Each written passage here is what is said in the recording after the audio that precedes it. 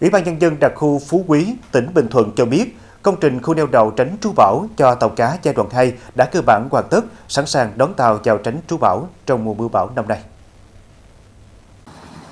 Dự án có tổng mức đầu tư 446 tỷ đồng, triển khai từ năm 2023 đến 2026, với quy mô neo đậu 1.000 tàu cá.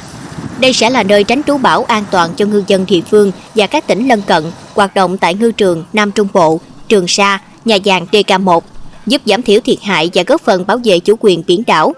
Đến nay, các gói thầu hạ tầng kỹ thuật đã hoàn thành đưa vào sử dụng.